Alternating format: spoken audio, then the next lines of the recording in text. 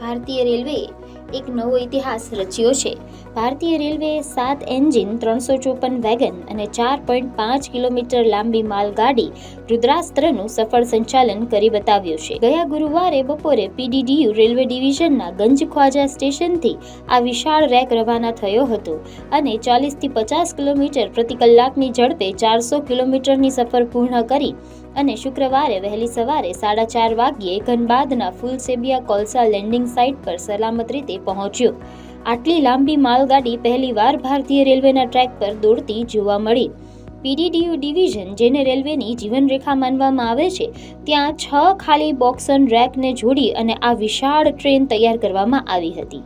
4.5 kilometre લાંબી આ રુદ્રાસ્ત્ર train માત્ર શક્તિનું પ્રતીક નથી, પરંતુ ઓપરેશનલ ક્ષમતાનું પણ ઉત્તમ ઉદાહરણ છે.